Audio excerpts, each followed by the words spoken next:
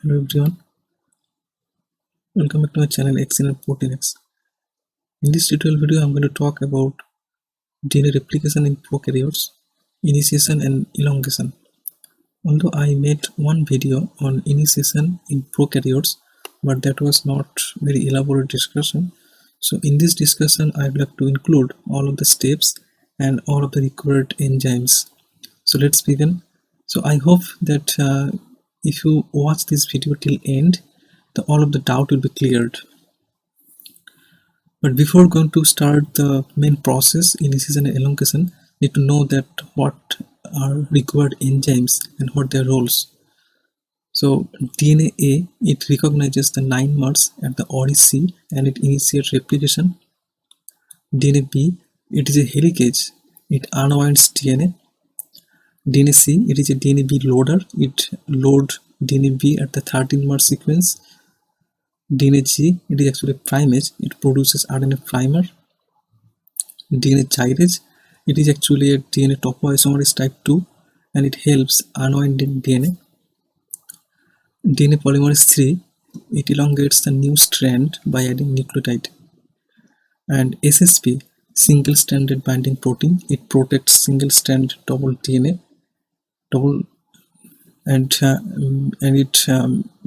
for DNA damage, and also it helps the action of helicase. So let's have a look at the steps of the initiation process. So as you know that in the ORC there are two different sequences, 13 mers and 9 mers. So in this video I'm not going to talk about details about 13 mers and 9 mers. So I already made that initiation video previously. So you can find the link in the description box and you can watch that video. So first, the DnaA, it forms complex with ATP, and then this DnaA and ATP complex, it bind onto each strand in the 9 mer sequence and it initiate the replication process. So next step is upon binding DNA ATP complex in the 9 mers, it initiates the bending and opening of the strand in the 13 mers. So this red part is the 13 mer sequence, but DNA ATP, it bind in the 9 mers. This green color is the 9 mers. So then the DnaB is loaded by the DnaC. So DnaC, it forms a complex with the DnaB, and then DnaB loaded onto each strand, top and bottom strand. Then DnaG or primase, it bind in the N terminal of the DnaB. So next process is the DnaG or primase, it starts synthesizing RNA primer in the top and bottom strand. So upon synthesizing the primer, then DnaC, it released from the DnaB, and then DnaB, it gets activated. So then it start unwind the DNA strand. So there are the proteins, the SSP, it works near the helicase. So DnaB, it works in this direction, and here also one DnaB this direction. So the single-stranded binding protein, it works here and it protects this single-strand DNA from damage and prevents secondary structure formation. So this is, and also the another enzyme, that is the DnaGyrase or topoisomerase 2, it works near the helicase. It helps to unwind the DNA. So this is all about this initiation process, and next process is the elongation. So then after initiation process, the DNA polymerase 3, it find the primer, and then it bind near the primer, and then it start replication. So from the DNA polymerase 3, it start the elongation process. So there is one term, that is a primosome. that is the primer and DnaB or helicase complex. So let's have a look at the elongation process. In the elongation, there are three enzymes are required. DNA polymerase 1, it has the exonuclease and proofreading activity. So actually exonuclease is actually, it removes RNA primer, and proofreading is it repair DNA mismatch. And the RNA polymerase 2, it has the DNA repairing function. And only the DNA polymerase 3, it can replicate or it can synthesize the new strand from 5' to 3' direction. So next is the elongation process. So in the initiation process, the primase already starts synthesizing the primer. So primer, it binds in the 3' end, and this primer in the 3' end there is one OH group, and the DNA polymerase 3, it recognizes the helicase and primer complex, and then it bind near the primer, and then it start adding nucleotide one by one from the 5' to 3' direction from OH group. So let's have a look, and your doubt will be cleared that how this DNA polymerase 3, it start adding nucleotide and it extend this new strand. Let's have a look at that. So as you know that DNA polymerase 3, it utilize the DNTP for adding nucleotide. So DNTP actually is basically the mixture of the 4 different bases. So what happens here in the template, that this is the template, so this is the old strand, and the primer, it binds here in the 3' end, and this primer contain one 3' OH group. And the next, the DNA polymerase 3, it comes and it adds the new base, and this new base, it paired with this hydroxyl group, and also it paired hydrogen bond with the existing base. So this is how DNA polymerase 3, it start adding one by one base and it extend this new strand. So DNA polymerase, it's bind here. So DnaB or helicase, it move forward, and just behind it, the DNA polymerase 3, it start replicating the new strand. So upon moving forward the DnaB or helicase, the DNA polymerase 3, it also works just behind it, and there are 2 subunits of the DNA polymerase 3, it works together in the 2 strand, in the leading and lagging strand. So the leading and lagging strand replication, it work at the same time.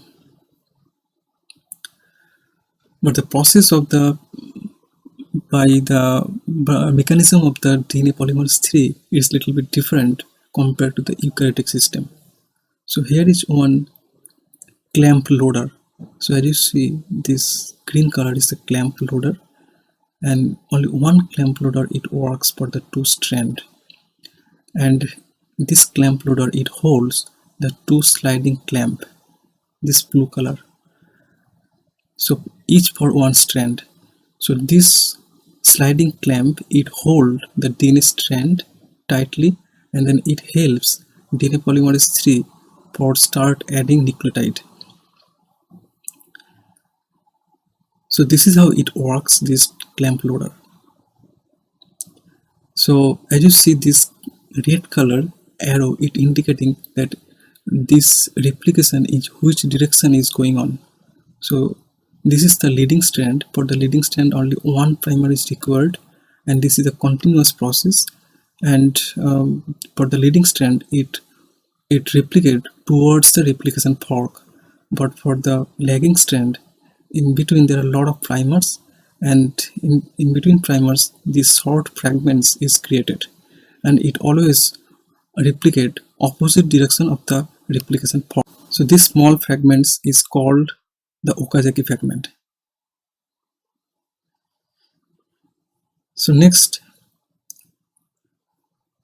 so this is the leading strand and this is the lagging strand,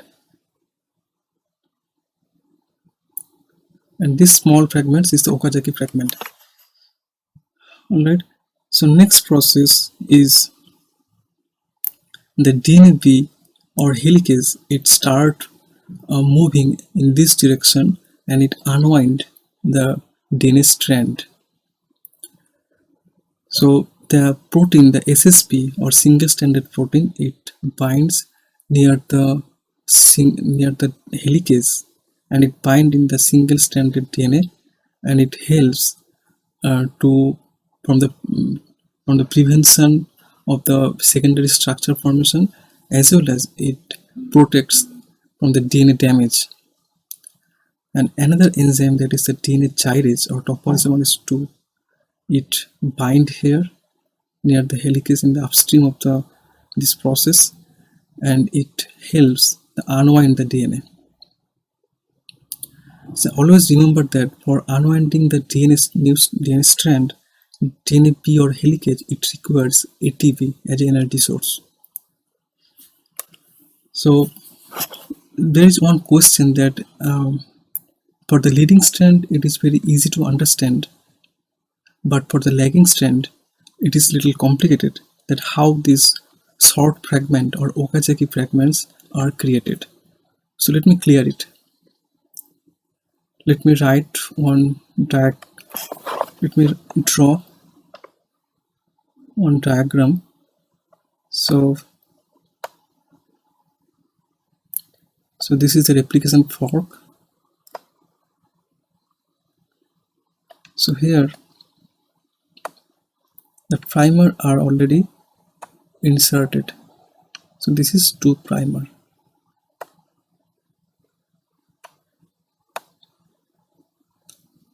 So then the DNA polymerase 3, it comes and bind here, and then it synthesizes this new strand.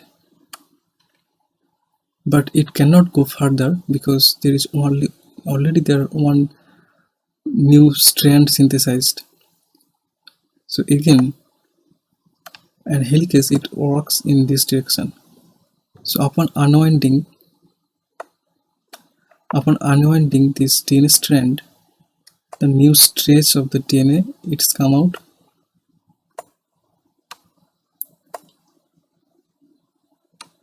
So already there is one primer, one new strand.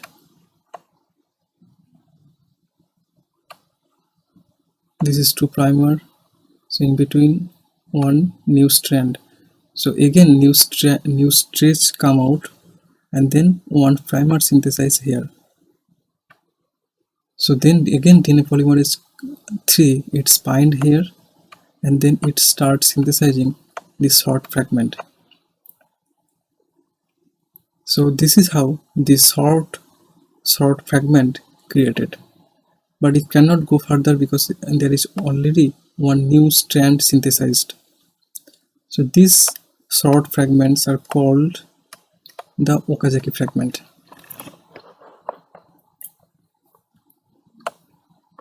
I hope that it's clear.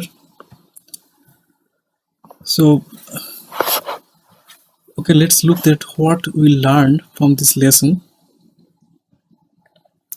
So at the initiation process, the DnaA, it forms complex with ATP and recognizes the sequence in 9 mers in Odyssey and initiate replication.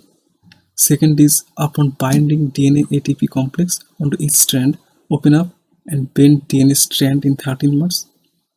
Next, DnaB or helicase is loaded onto each strand of 13 mers by loader DnaC. Next is the DnaG or primase. It binds at the end terminal of the DnaB or helicase. Next is, upon synthesizing RNA primer, DnaC is released. Thereby DnaB gets activated and start unwinding DNA strand.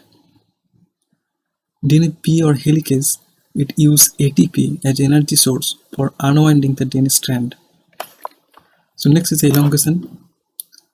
So number 1 is DNA polymerase 3. It recognizes the primer DNA or helicase complex and binds near the RNA primer.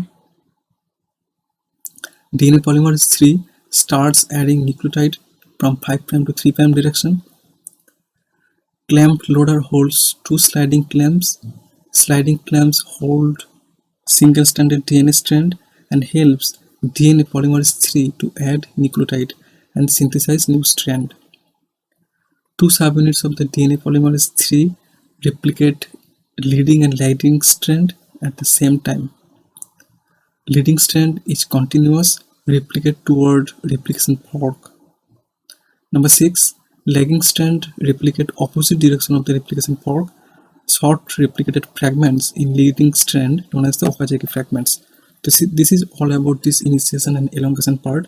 So in my next video I'll make for the termination step. So I hope this video will be helpful. So if you like this video, kindly hit the like button, share it and subscribe my channel. And if you have any queries, kindly write in the comment section. Thanks.